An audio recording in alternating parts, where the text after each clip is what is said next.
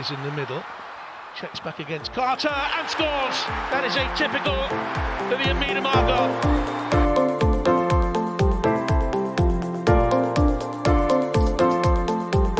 Quickly gets it back again. Oh, what a goal!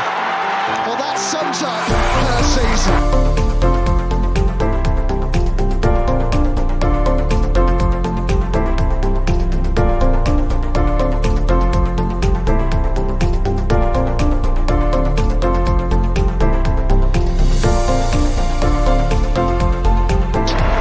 The Gunners are WSL champions.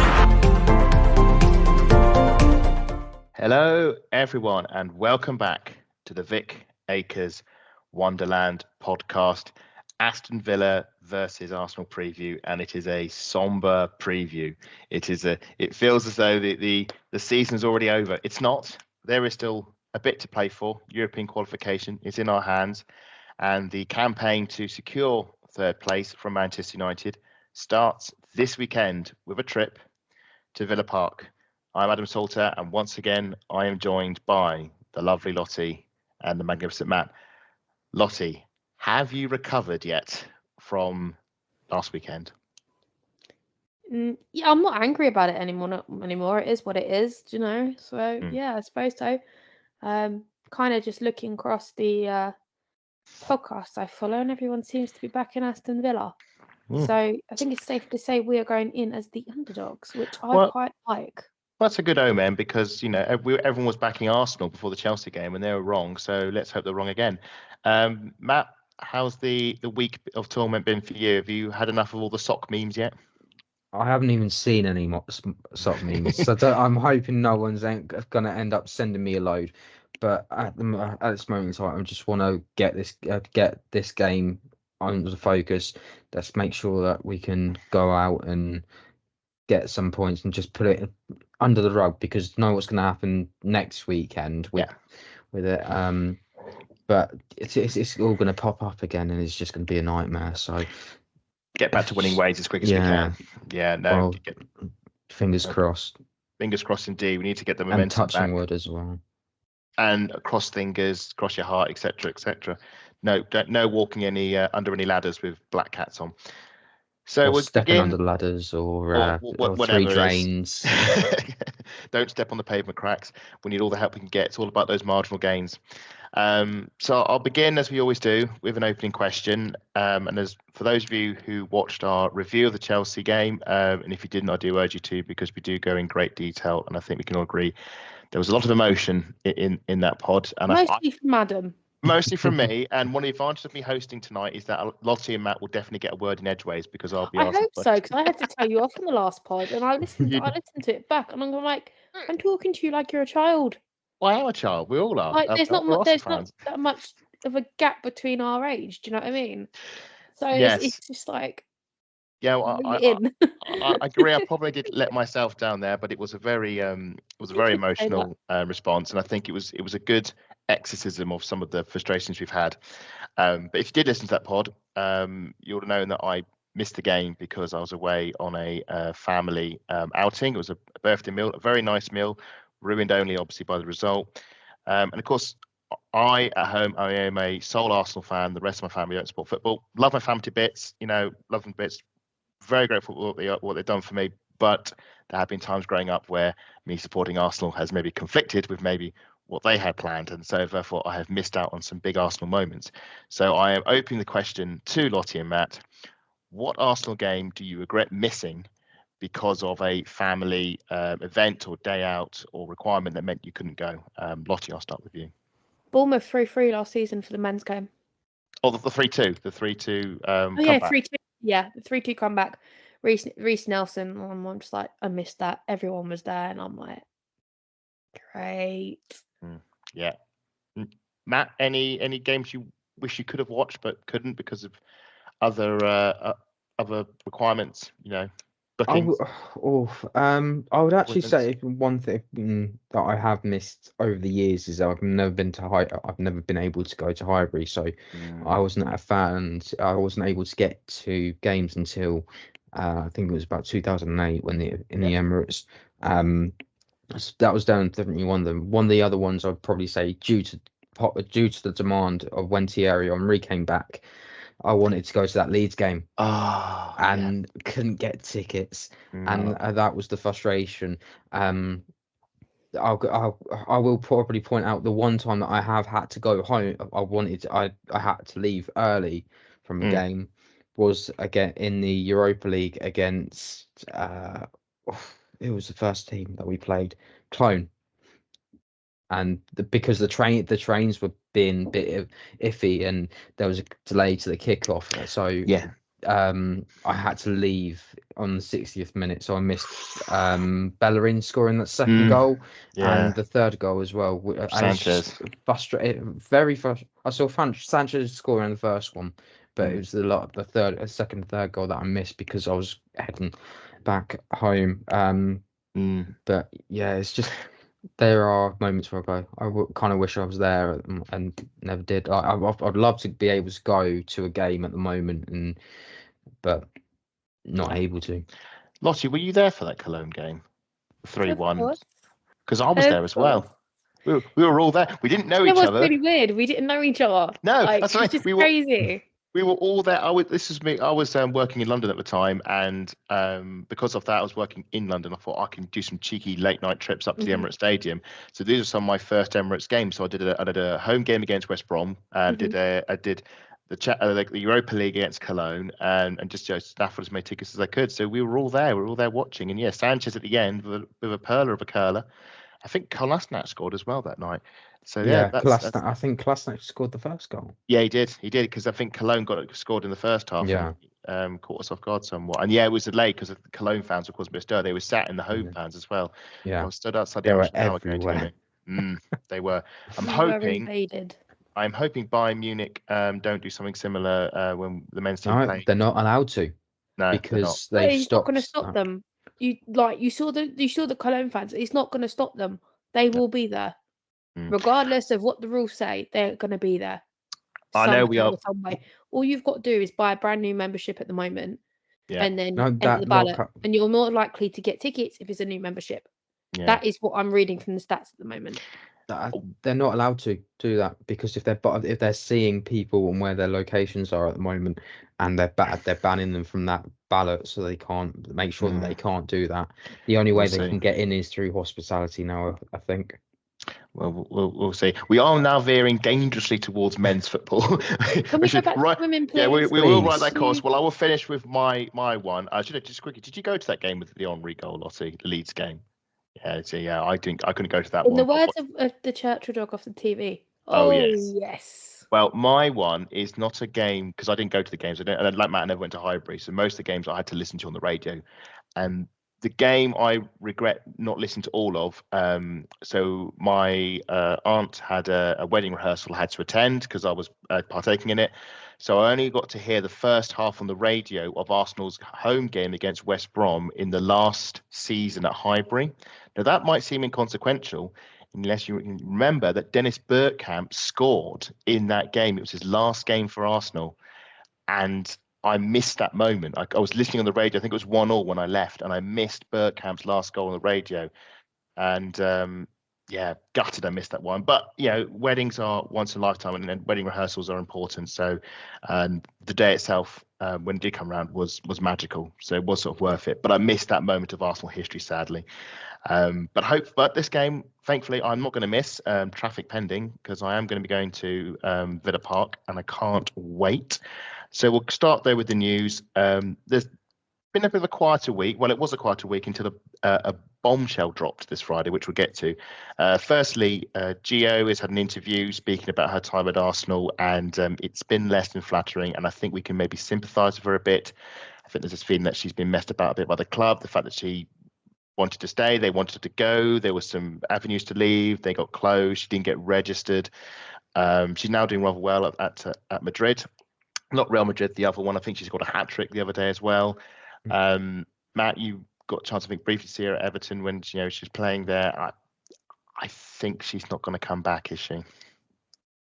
Yeah, and it's really sad because she's a very exciting prospect. Let's leave it. Let's say that because she hasn't been able to burst out onto the scene, as people are saying now, like Jess Park, for example, who was actually with her at Everton last season. It's just been one thing after another. I mean, I think the worst thing was recalling her from Everton and then not using her. She only played a couple of games up for us in that period, and I think one of the last games was against, oddly enough, that Man City away game.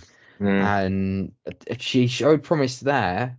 She was getting the ball and she was having the opportunities, but it was just because she wasn't 100% fit. She wasn't able to get that opportunity.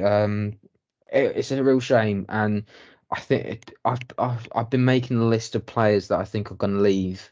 Well, I've got a squad list, and we've got a squad list of 28. We need to reduce that before we can bring players in. So at that moment in time, I think Gio is definitely one of those players that is going to leave. That's a very good point, man. I think we can probably, once we've finished the news, we'll probably discuss that, because of one of the things I've said in the last pod, our squad is maxed. In fact, it's overly maxed. I think Cool is out on loan, Monacle's out on loan. Gio is again also out on loan. Kaylin has come back. She's obviously been injured ACL, but she was out on loan. We are bursting at the seams, and I think we do need to maybe look through. For me, I think the squad should be. Is it 25 squad is the limit? 25 is the limit, and if I'm honest, I think they should be looking at moving that up to maybe 27, just because of the ACL injuries at the moment. I mean, you look at some of the squads.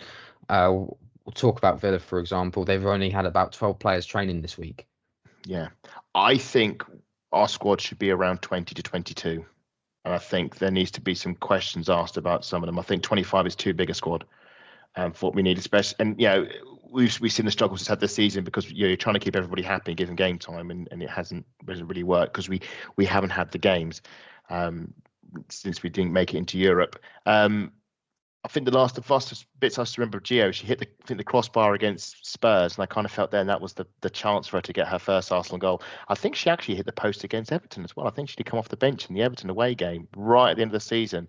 But that's all she really was. She was just a player to bring on. That was the problem as well, was that she was that player that's just going to come on, and it doesn't really give confidence. And I think it's fair to say that she's being very open, and the fact that she's willing to say these things. I mean, it's just one of those things, isn't it? I mean, you look at some players like Nikki Paris, it didn't work out for. You look at players like Tobin Heath as well, who had so many injuries. It's a bit scary. Hurtig as well. Yeah. So it's one of those things at the end of the day that it happens, and I'm sure when we do a transfer show, whenever that will be in the summer, we'll talk more about Gio, because I think we've spent a bit too long on it. Lottie, just any thoughts on Gio from your end? Did you ever feel confident this was a move that could have worked for Arsenal and Gio?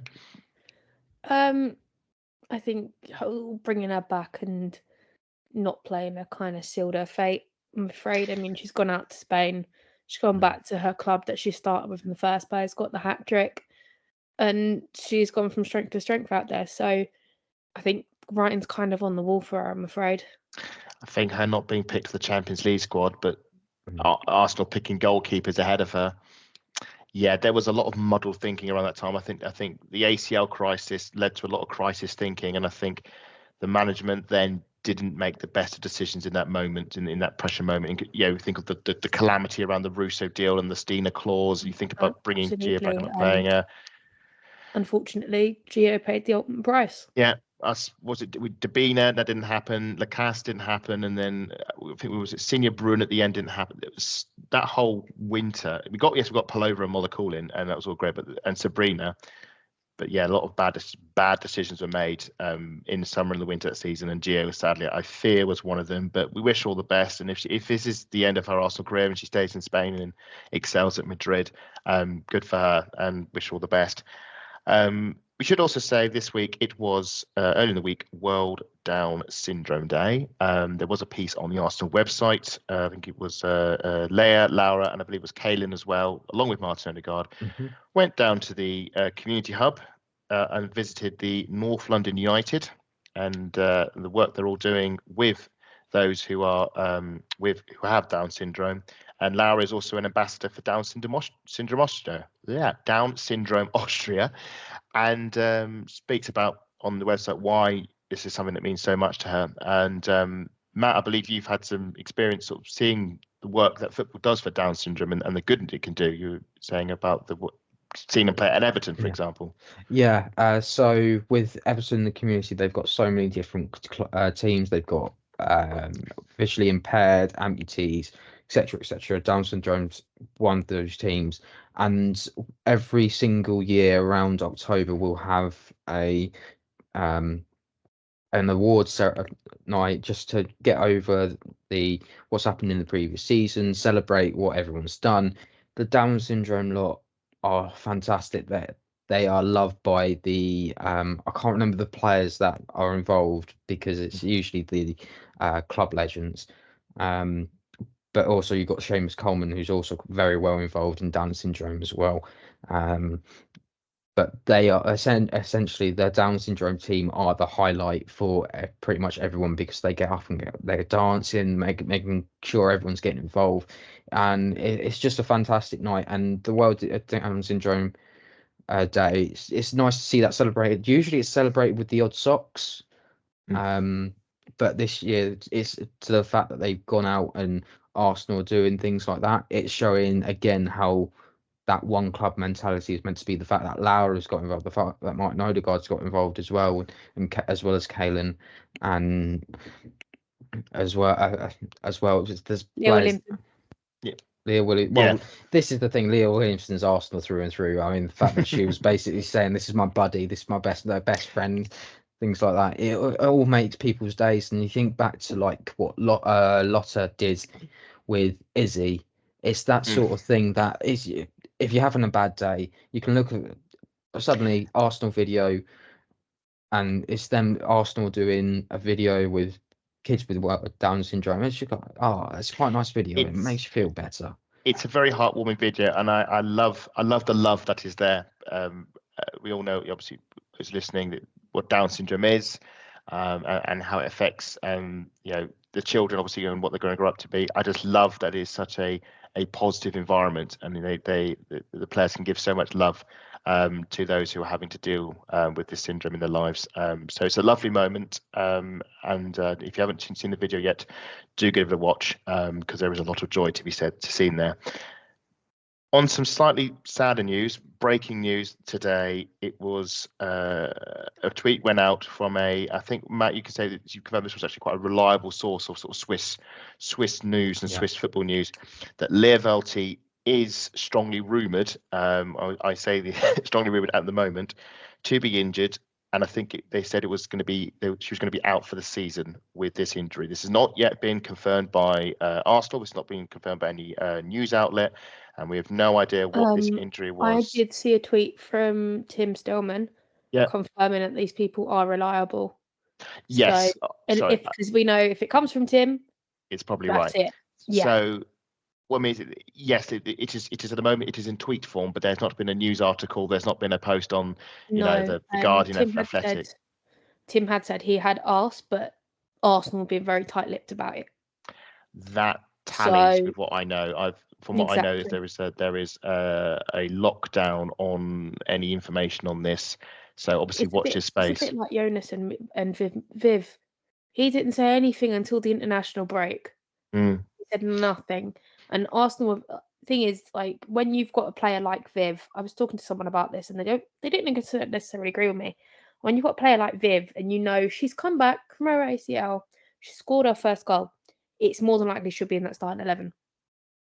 So we want teams to be preparing for the likes of Vivian Miedemar. If she's not there, they haven't concentrated on building the team around, like, defending their goal around everything else.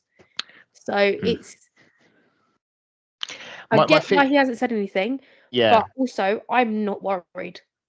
We've got the depth there. I'm not worried at all. Well, this is coming to my next question, which I'll throw at Matt. But I do think it's interesting that Jonas is being tight-lipped on this, because I can understand it being tight-lipped if nobody knew there was a story, because then no story would happen. But because there is a story already out there, being silent doesn't make it. It makes it even louder by not saying anything.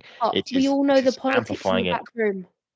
Oh With yeah, Bruce Littlejohn's behaviour, we know the politics. okay. Well, And there is. I said it to you guys Yeah. earlier, and I'll say it again.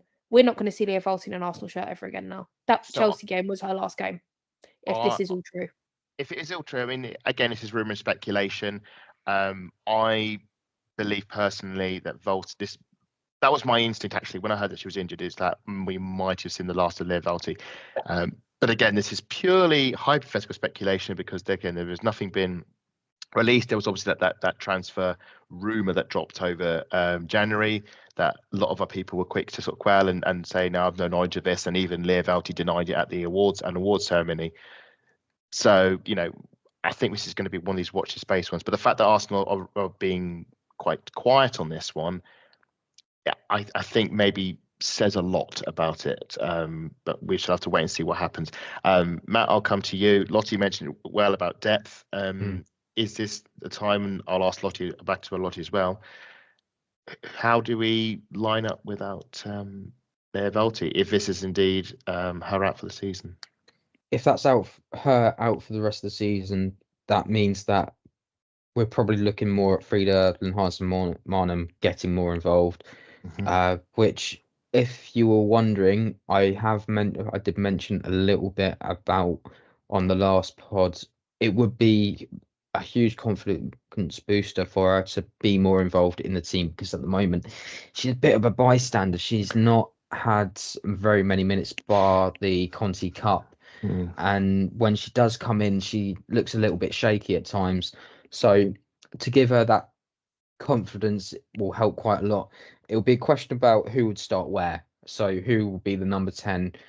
Who's going to be playing with Kim? Or is Kim going to be the number 10 and is Kyra going to come in? Or is it going to be a mashup of Vic and someone else, or is Frida going to play?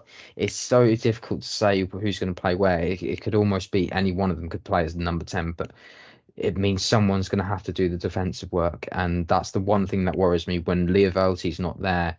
She's the one that does all the blocking of the lines and never giving the ball away, and there's nobody like her. And that's, she could pass with both feet. The way she distribute ball from the back. Remember that cross for Beth Mead's header against Everton? It's that stuff like that. I mean, Lottie, obviously we all know you are a proud president of the Cara Cooney Cross fan club. Is this her moment? Yeah, I think it is. I think it's a possibility. It's testing them those pairings up. We've only got one game to test them on before the final. So he needs to work out who he's putting alongside Kim, and fast. As much as we've enjoyed seeing Kyra alongside Vic, Kimmy is the preference for the Chelsea game. He needs to work out who's going there, what their working relationship's like, and decide very fast. Because if he gets it wrong, we're going to have issues. Because after the Villa game, we've obviously got Chelsea, but after this Sunday, if you look further on, Bristol City don't play until they play us, and they've obviously got a lot of injury, but they've got about 4 weeks to basically train and relax. Whereas we've got that extra game in the middle on Easter weekend. I would just argue as well is that if there's no Lia, whoever starts in that midfield, that's going to be where the game is going to be won in the Conti Cup final. Yeah, and well, we will know for sure probably when the game kicks off on Sunday, the Villa game. If obviously, I don't expect Walti to be in the side, and if Walti what's team also on the worrying, side, there was no sign of her in any of the training pictures either. Yes, I did have a bigger snoop before the pod. I did. Nothing, not even in a blurred background. But it's nice to see Amanda in training, though. I will say that. Yes. Yeah, I was a bit surprised about that. Thing is, they can train. I think, who was it? One of the Chelsea girls trained up until she was 5 months pregnant. So it shouldn't stop them. I'm sorry, it's not a disease. So Jonas did actually say that she would still be training with the team. She just wouldn't be picked for games. But it's good to give him. Absolutely, but it's good to see her though. That's my point. I'll be honest. I did the exact same thing as you, Lottie. I was doing the Arsenal detective because, as we all know, as Emily Fox, if there could have been a player in the back of shop because the deluded. Arsenal messed up, and they're going to be on their toes to keep an eye on that now. I bet you any money. The hyper deluded within me think, what about if this is just a really elaborate like mind game from Arsenal? You know, like with Lauren, like with how Emma Hay said that Lauren James. With the boot on after they won the games. The boot. Last season with the boot, and then she was back again. And I was thinking, what about if this is like Emma Hayes saying, "Oh, Lauren James was a bit ill during the week," and then she starts. What about if it's just like, "No, Lia Walti's out for the season. We're not going to see her again," and then she like rocks up at the Conti Cup final in the starting midfield, and we're like, and Jones just goes, "Gotcha." That's the hyper deluded image that this is all like a 4D chess game, and Jonas is really like doubling down this final. But if I'm honest, I think that he's probably a lot of truth in it, and she's probably out. I'll get into how I think we're going to line up in a bit once we've just after the news. So Aston Villa currently 7th in the table, 2 wins out of the last 5, although they did beat Everton in their last outing. Recently got involved with an interesting game with Liverpool. I don't know if you caught this, the 4-1 defeat. And Carla Ward made some rather interesting comments about the quality of their own pitch, which raised a few eyebrows. But Arsenal won't worry about that because they are not going to be at the Bescott Stadium, despite what Wikipedia is saying. Moral of the story, don't believe Wikipedia. They will be at Villa Park. This is something that's becoming something of a frequent occurrence. Arsenal have played at Villa Park in the last 2 seasons. Matt, you were there for one of them. Both of them. Oh, you were for both of them. So you were there last year as well. So you'll be here you are going to be there for this one as well. So this will be 3 in a row. Excellent. So this will be Arsenal's 3rd game at Villa Park in a row. Thoughts on Aston Villa using their main stadium more for their women's team, because they're one of the few teams that are consistently doing it, and Arsenal are one of the teams that are consistently getting the chance to play there. Lottie, I'll come to you first. Do you know what? I'm quite excited for them because obviously the men's team are at home on Saturday at 5:30, and then the girls play Sunday. It's refreshing to see another club doing what the Arsenal are doing. I've always appreciated Aston Villa for us letting us play there. Obviously, there's no other competitions for them at the moment. I think the men are still in Europe. I haven't been keeping an eye on them. Yeah, they beat they beat Ajax. They battered them, didn't they? Was it 4-0 or something in the end? Absolutely trousered them. Okay. Well, Emery knows what you do when it comes to but yeah, no, it's just nice to be able to see you got men's on one day, and the women are playing the next day, and I want that norm. I want that norm for everybody, but after seeing how Chelsea filled out, even with the bizarre bed in the ground, I did take pictures of, which I can't get my head around that. It's still weird. Why? I think it's where McCabe and Catley were, because they were asleep for most of that first half. So that's probably where we that probably explains a lot. You kind of looked around the stadium, and there was maybe one stand which was next to me, upper tier, that was empty completely, just above where the journalist was sitting, and it wasn't that bad. And I just hope Chelsea kick on the way they do. Yeah. I do as well. Tottenham are trying to get the semi-final up at their ground, which is fantastic to see. All we're kind of waiting for now is West Ham to pull their fingers out. Yes, you've invested in your team, but I'm waiting to go to London Stadium. That's where I want to go. There was there was a news article about them. I think that's in their plans, but it's one thing planning it, and the other, just actually doing it. Get left behind. Do you know what I mean? I think, if I remember rightly, who else is Leicester do it on a regular basis? Do you know what I mean? They're finally coming to the Emirates, which is absolutely brilliant, because we're returning the favour. We returned the favour to Villa as well this season. I'd love to see the women play at Anfield. I'd love to see that. Absolutely. I couldn't agree more though. That one, I would love to see. Again, I said this before when we went to Liverpool away. As much fun as it was to go to Tranmere Rovers, go to Prenton Park, and it was fun, and I've got a lot of happy memories of that trip. It was a long trip, but it was worth it. Yes, it would have been nice to see that game played at Anfield, and I think that will happen soon. The only thing I would say about Villa is, yes, it's great. It's been played at Villa Park, which is such an iconic stadium, but it needs to be, the attendance needs to match. And I've no doubt Arsenal will be there in their numbers. But I just, when I've been watching on TV, there haven't been hopefully it is something that will grow and grow and grow. So I'll be looking forward to so, but we can actually get the views from our guests on Tuesday. We and the whole 115-yard podcast from Freya and Lindsay. Quite excited to get them on for Tuesday. Hopefully the result will be going our way. Well, we'll see. I am looking forward to chatting about Aston Villa. I think they've had a very interesting season. So we can discuss with them. They were obviously our picks to do rather well. The Champions League. I do want their opinions on my Champions League curse. Well, I think I need to curse Man United next season. I'm gonna open the batting early on this one to get yours, Lottie's, and Matt's view on this. So just so you know, they lost their first 5 games of the season, but since then they have picked up a few wins, enough to probably save them from relegation. As I said earlier, they are 7th in the table, so they are 8th in the table. Or was it 7th? I can't remember. There's been some changes since then. No, it is 7th. They're just 3 points behind Spurs. So they're sort of safe. I think we could say they're safe from relegation. 19 points.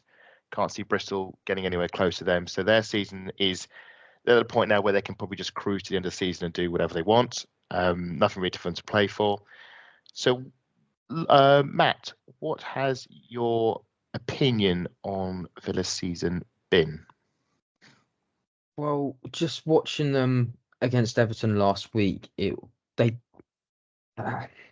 a bit of an odd side, and the reason for that being is that sometimes they look amazing, but other times it's almost like they're surprised that they find themselves winning positions. So take the game against Everton.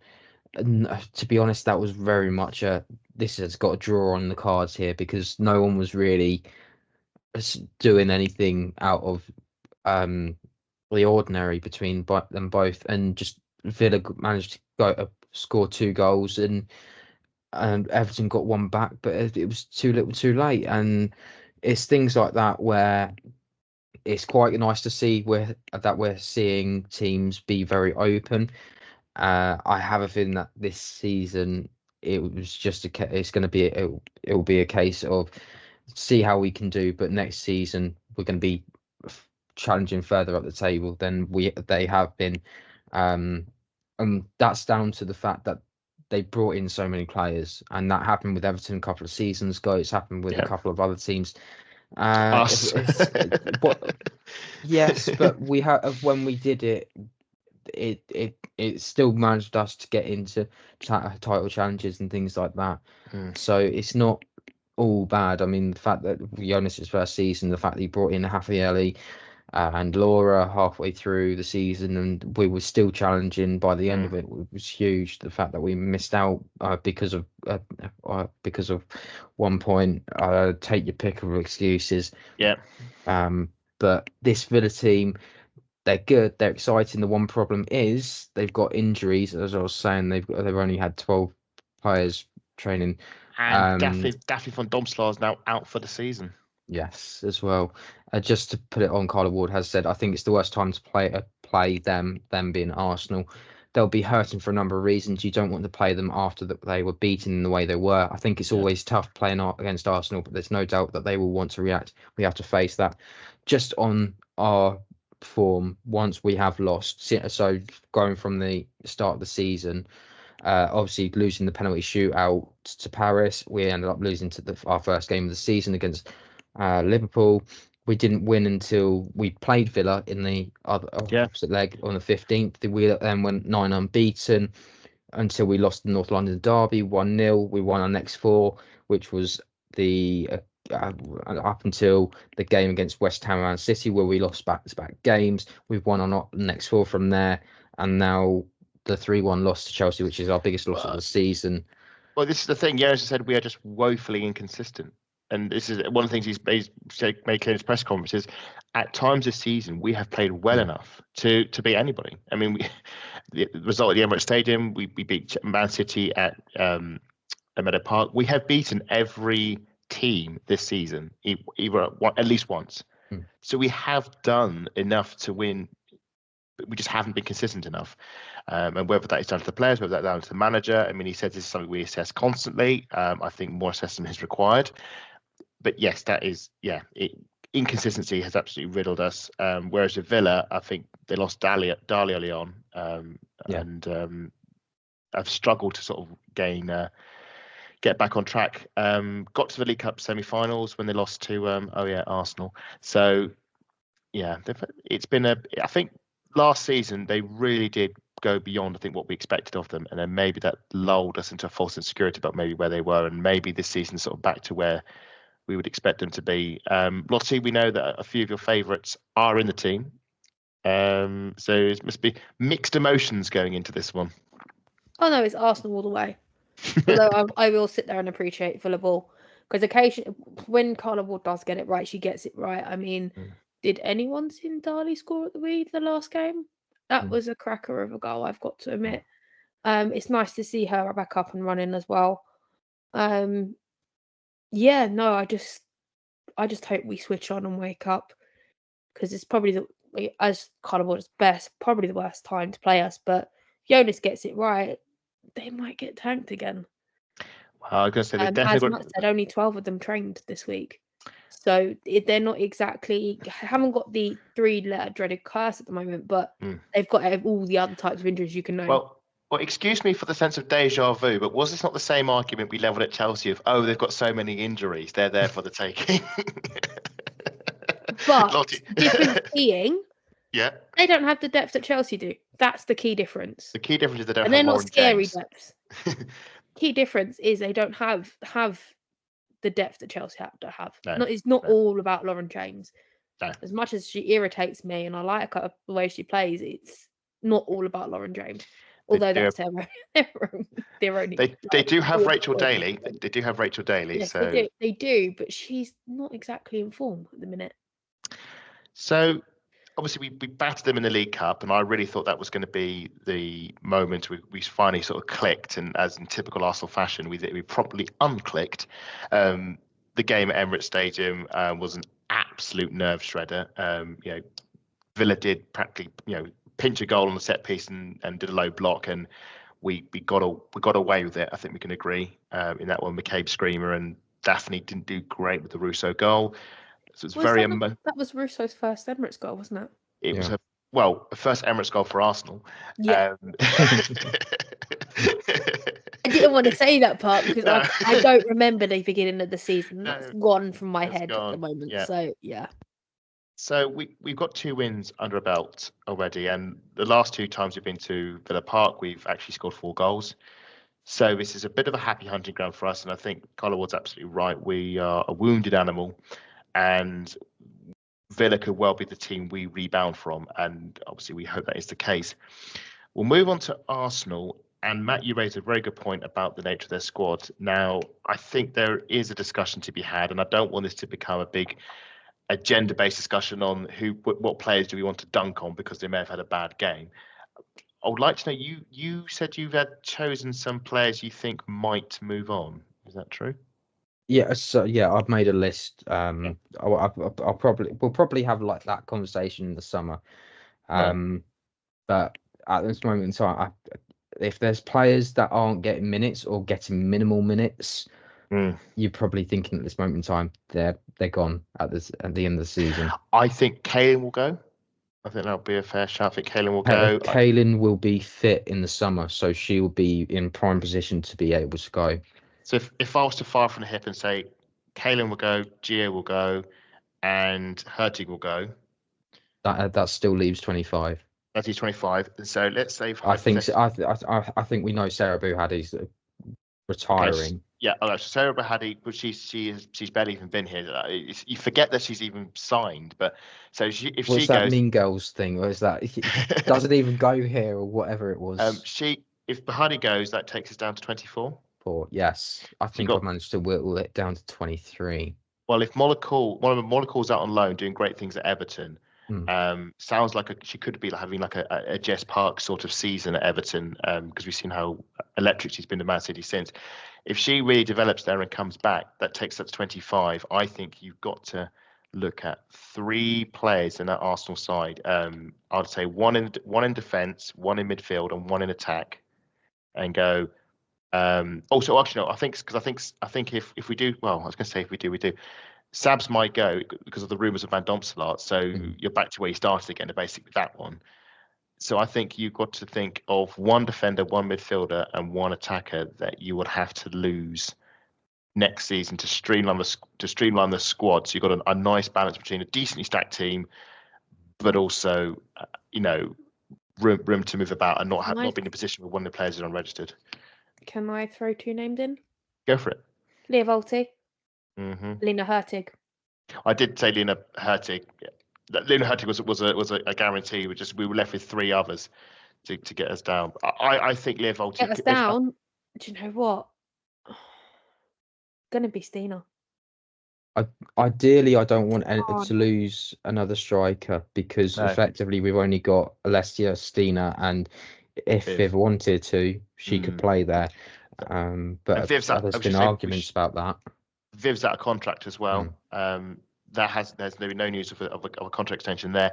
So there are a few players that are question marks over and could leave in the summer. And I do think there is going to be a lot of tears and a lot of anger when that summer comes around, which would be great for our transfer zone episode, Matt. So more than happy to dig into that. It's going to be a busy summer, isn't it? Because we've got internationals left, right, and centre, and then we've got transfer zone. And I'm touching wood here. If we get into Europe as well, it's most likely we're going to end up starting early as well. So we've got Olympic. We're going to have players out for that as well because of the Olympics and things like that. It's just going to be absolutely mad.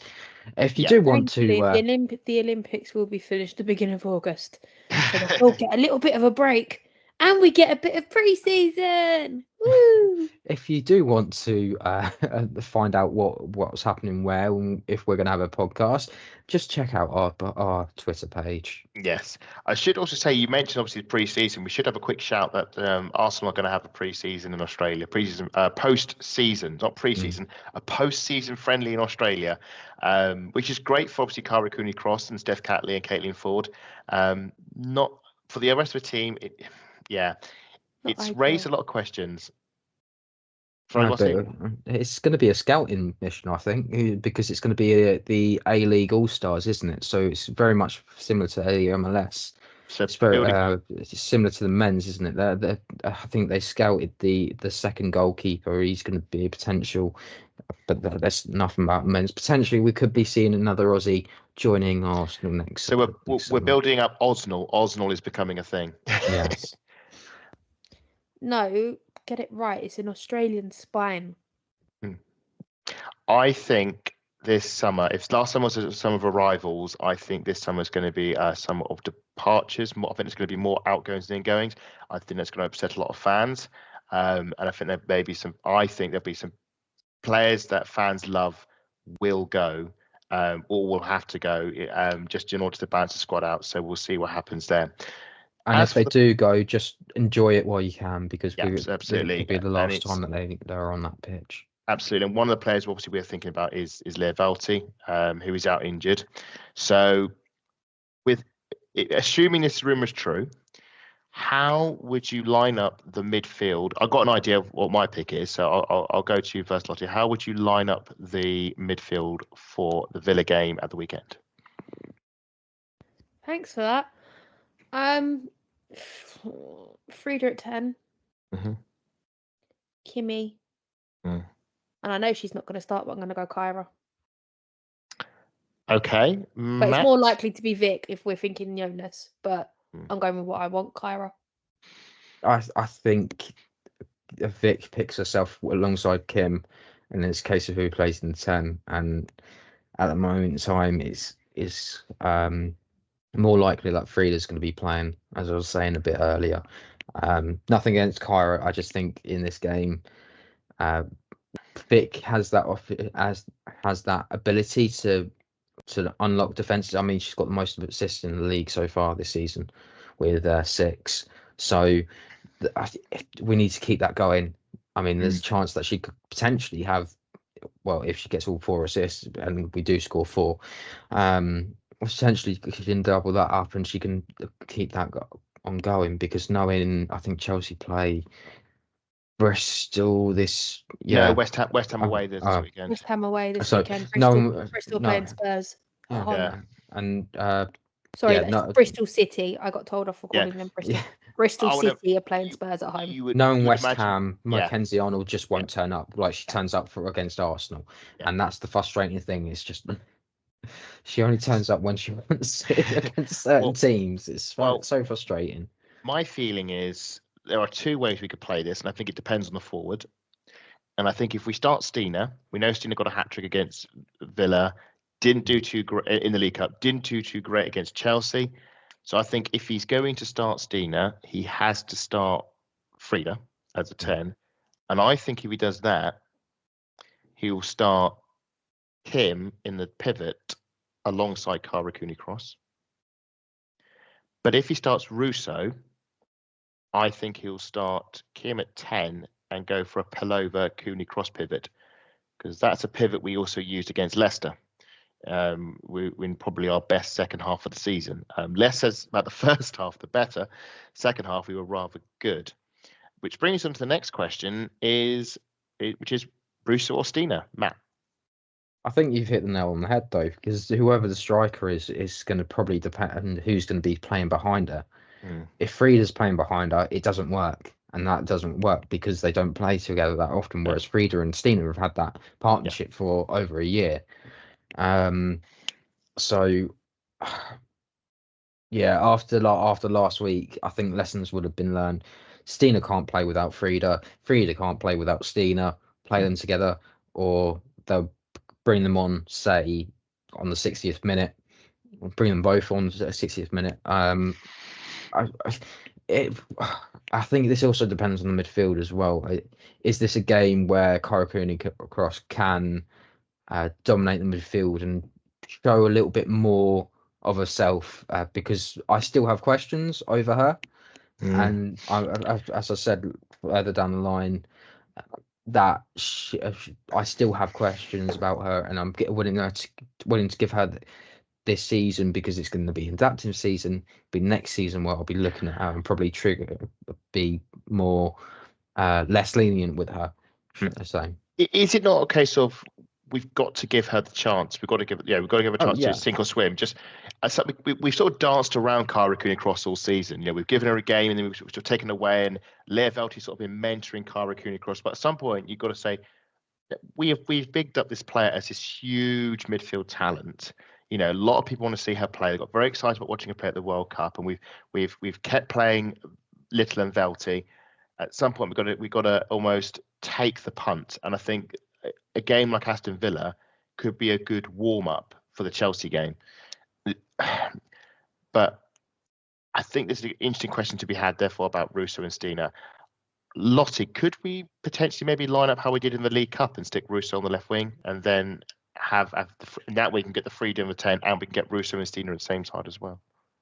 That sounds perfectly to me, because ideally my front three at the moment, I'd be benching Foord, I'd be benching Mead, I'd have Russo on the left, Stina up front, and then Lacasse on the right, just to change it up, and it works. I think. Would you put Katie on the left and or up front? Yeah. No.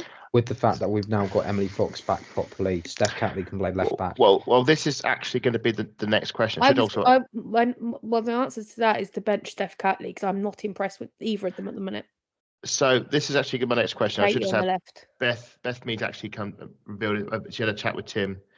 Apparently, she's got tendonitis in her knee. I think one of that just because of all the work she's done on a knee that was injured. Her other knee's actually quite weaker now, and so she's having to deal with that as well. And I think the cast deserves the right to come back into the team. I think we saw enough of that. This a play against Man United before she went to the Gold Cup. This brings on to the next question, and it's kind of a leading question because you have already answered this. I think there is enough of a question around the form of Steph Catley and Catley and Foord that warrants them being benched. And I believe we should start with Katie McCabe at left back, Emily Fox at right back, and I will start Lacasse. Well, if Mead plays, I'll start Lacasse on the left. I think Mead will play because she will always play.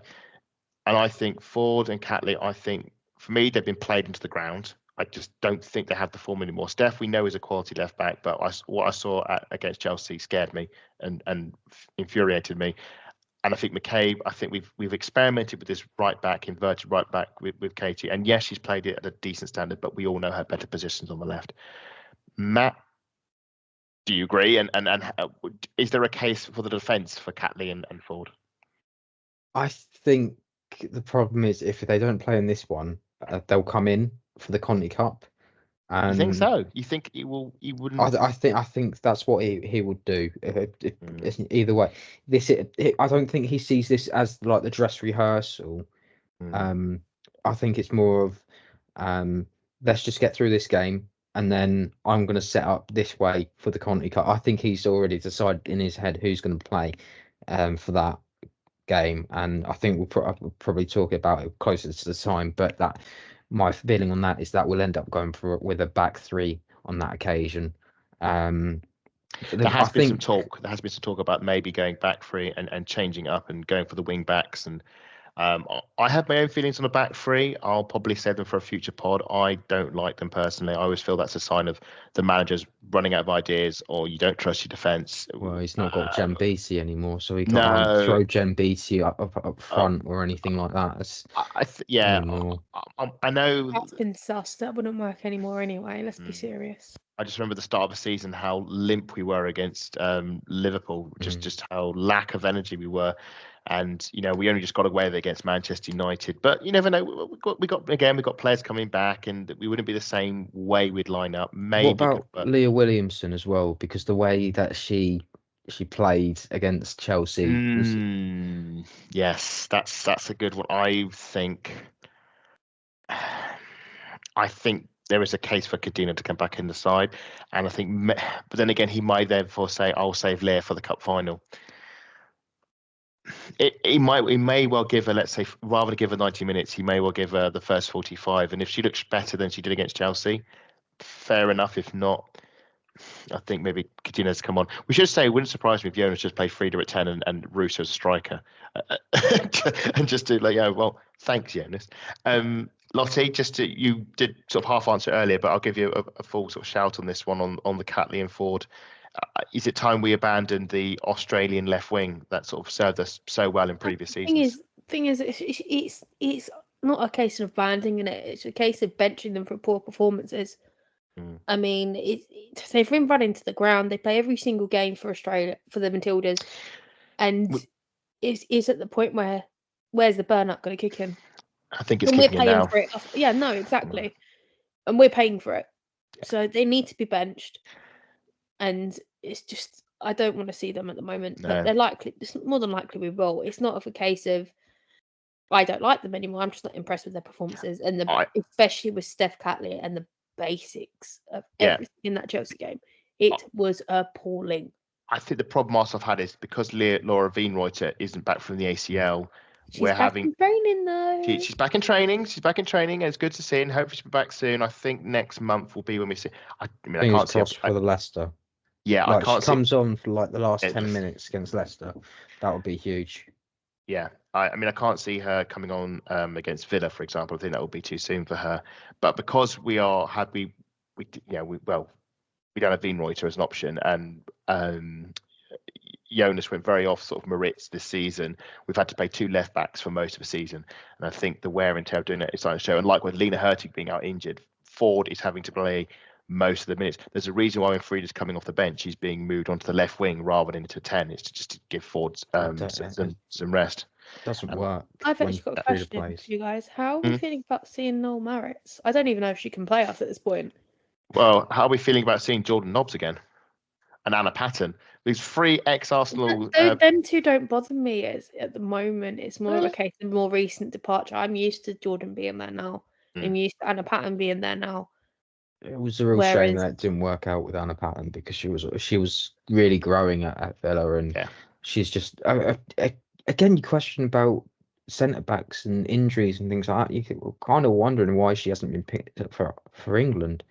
Well, she's always in the youth picks, isn't she? She's always in like the under-21. Yeah, she's well, always. she's 24 now, so she should be pushing on. And I was watching back some spring series games, and I think both Lotte Wubben-Moy and Anna Patton were playing in the spring series sort of around the same time, and they both obviously went to America around the same time, and they both came back to Arsenal, I think within about 6 months of each other during lockdown. And it's just fascinating. I don't know what the ages are like for both of them. I haven't really looked at it, but it's just fascinating to see how their careers are gone a complete opposite trajectories. And Lotte Wubben-Moy has become almost a keystone of this defence. I mean, she's got better, whereas Anna both sort of went away and went to Villa, and now her career is going in a completely different path. You'd have thought maybe the pair of them would have been the defensive duo for the future, but it would have appeared not. She did impress me when she went into Villa the first time, and I was a bit surprised that Arsenal reluctantly decided to let her go to Villa, and then next season she's let her contract run down, and then off she goes to Villa. But she knows where she wants to go, and she knows that she needed to develop at Villa, and I think she's going to see the better rewards of that decision sooner or later. I think we will always have that goal she scored against Kerr in the Champions League. It was a superb finish. And who was it against? It was Kayla Marquise. Yeah, well, yes. No, a lot of love for Patsy at the Arsenal. Wishing her best, and look forward to being hopefully she does get to play, gets reunited with the Arsenal fans. Hope we give her a good reception. Likewise for Nobbs, Arsenal legend, and likewise for Maritz, who did her former team proud by getting Manchester United knocked out of the League Cup on a technicality. We salute you for that, Noah Maritz. Well played. We'll move on to some predictions. Now, obviously, I think we should all, after the shambles of last weekend, should we temper our enthusiasm and optimism on the Arsenal, or are we confident this is going to be a return to winning ways? Whilst Lottie composes herself, Matt, I'll come to you first. I'm going to be honest. I think this one's going to be a bit different. I mean, Villa are coming in bit of yo-yo form. I mean, we've just come back from a loss, as I mentioned. Villa don't really want to play us at this moment in time, especially with how many players that they potentially have. So they're going to have a bench of basically youth players. I think this time around, I keep on going for 2-1 this season, and it doesn't happen. Hang on. It happened early in the season when we played. When I didn't predict it. That was the one time I think I went like 3-0. But I wouldn't be surprised if we don't see Arsenal score 4. I think I'll stick it safe and probably go for a 1-1 draw. I'm very tempted by a 1-1 draw, I must admit, but I won't follow the sheep. Lottie, can you offer me any better news? Any better news? I think not. I'm going back to my old scoreline predictions, which I was doing all season up until 2 weeks ago. 3-2 to the Arsenal.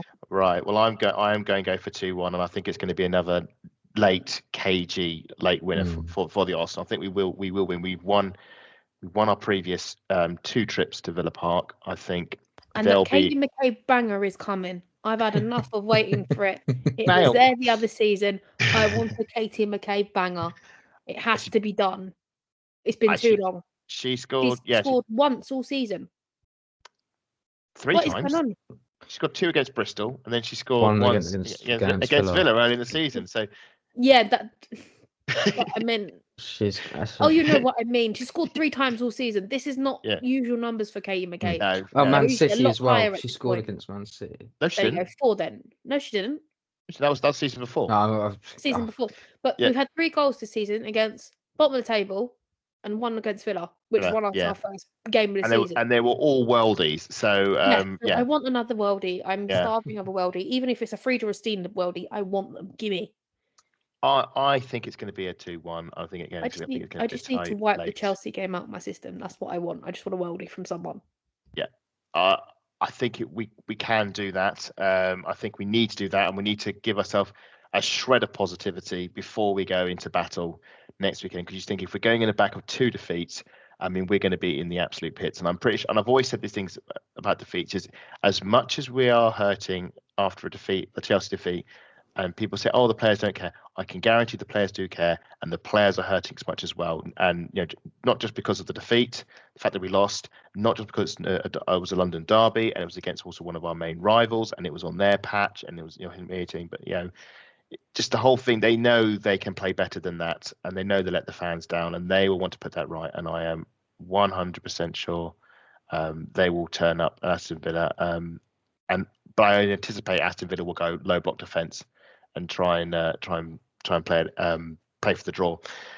I want to just quickly touch on one of the games that are going to happen before we wrap up. One of the games happened this weekend before we wrap up, and that is it's actually two games. Actually, with two big games that are happening. There's the Merseyside derby, and there is the Manchester derby. Now, the Merseyside derby is the home side for Everton. Everton at home to Liverpool. Matt, is that at Goodison or is that at Walton Hall? It's at Goodison Park. They've made a deal with Liverpool to basically say both our home games this season will be at Goodison Park. I would like to see what's going to happen next season with Goodison Park being the last in its last season. I imagine we're going to see a couple more games at Goodison. Are you going to this one? Are you going? Oh no, you can't go to this one. You can't because you're coming to our one. Yeah, because it's 2 o'clock and we've got the Villa. I went to the one last season, and missed Gabby George's last goal for Everton because I went to go and get a burger. But it was a real. It's just one of those where I really love the atmosphere when it comes to the Merseyside derby, because Everton are really loud. It's quite funny because you go to Liverpool and it's just like 1 or 2 Liverpool fans just shouting Liverpool, and that's about it. So it's just a great atmosphere, and it's so local. I mean, last Anfield got 25,000. I imagine Goodison Park might even get 30,000. Do you know what the Goodison capacity is? Is it? It's about 33, I think. Oh, so if they can get, what you're saying, 20, 25? What you reckon? Yeah, they've been promoting it very well, and they've done a really good job. Well, if you're an Everton fan and you want some fun to do at the weekend, Goodison is 39,000.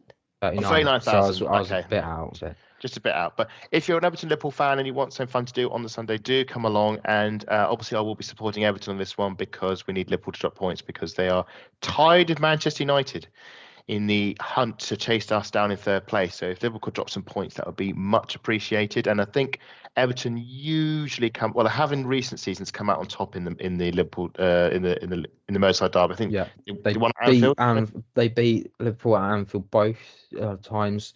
The first time was 2-0, which I was at, and Gio set up the last minute goal, which I really enjoyed. And the time before that, this season, it was 1-0. But they did draw at Goodison last season. Yes, they drew 1-1 at Goodison. And it was quite controversial, wasn't there? There was some goals that were a bit. It was very much 50-50, and I think Everton scored 1 goal and it was given for offside or foul or something ridiculous like that. So, Lottie, I'll give this one to you. The Manchester derby, just a quick word on this one. Mixed feelings on this one, because these are 2 teams we want to absolutely nosedive, but obviously we can't. Both teams can't lose. What is the lesser evil here? Is it a Man City win or is it a Man United win? I'm going to take a draw. Yeah, but that's the cop-out answer. If one of these teams... I don't care if it's cop-out. You took the words out of my mouth. I want both teams to lose, so don't come to me and say that. Fair enough. But you took my words, and you knew I was going to say that as well. Oh, yeah, absolutely. We had this conversation before the podcast. So that's why you said that. You tried to catch me out there, and it's not going to happen. So you would happily give Emma Hayes the title over Manchester City? Well, at this point... If you had to choose Emma Hayes or Gareth Taylor to be lifting that WSL title at the end of the season... Emma Hayes all day long. I don't like Gareth Taylor. He irritates me. On that basis alone, I must admit, I did have a good laugh at him early in the season, and I can understand why that. As for Manchester United, again, like Liverpool, they're just 6 points. But I think after they won, I think it was 2-0 against the last weekend. It was Nielsen, I think it was, at the brace. They're closing. Yeah, they're closing in on us. 6 points behind. They're getting on our coattails. We need them to drop some points ahead of our trip to Villa Park. 6:45 kickoff for us. Just so you know, the Manchester derby is on the 23rd of March, 12:30 kickoff. So on the Sunday is the Merseyside derby at 1 o'clock. Bristol Spurs, Leicester Brighton, West Ham at home to West Ham. West Ham at home to Chelsea. West Ham versus West Ham, that'll be an interesting game. And Villa at home to the Arsenal, 6:45. It's been a while since we've had the 6:45. It's been. I remember we used to have it all the time, and now it seems. The last one I can remember is Bristol. Yeah, do you know what? Season. Bristol City's fixture, that's the third time they've been on Sky this season alone. When we play Bristol City. It's badly undercovered. Really badly managed. But I can get where the TV companies are coming from, though. Let's be serious. Yeah. I hope the Villa game is going to be good. I hope we get good attendance. Arsenal have been breaking records when they go on their travels in terms of attendances. So best of luck to them, and best of luck to the Arsenal. But that's it, though. We have run out of time. I think we have previewed this game to death. It's all now for us to duck and cover, pray to the sky gods, and hope that our Stella McCartney away strip brings us a bit of good luck. We get the right socks this time around. Hopefully we'll be taking our white socks with us, because the Villa socks are sky blue like our kit. So absolutely. I'm praying and hoping and praying the pink and the white socks are making the trip up to Villa. Yes. If not, I'm just hoping Aston Villa are feeling a little bit reasonable. Absolutely, and I hope we sock it to them. So on that note, I'm going to round things up on that awful bombshell. Before we do, I'll just ask my co-conspirators where they can be found in the wild world of social media. Matt, I'll come to you first. You can find me at MattLR28. And Lottie, where can we find you? You can find us all on VAW Pod on the main account. Yeah. You can find me at Lottie_AWFC on Instagram and Twitter. And yes, do give that pod a follow. Do give our Twitter account a follow. Do subscribe and comment. It's always good to hear the love that people got for the pod. And I know that a few more followers jump on our train recently, which is fantastic. Welcome aboard. I hope you're enjoying it. I hope you're enjoying it as much as we are making it. But that's the end of the show. On to Sunday, 6:45, Villa Park. The time it's the run-in for European qualifications. Arsenal have a bit of a head start. Let's hope they stay there. Come on, you Gunners!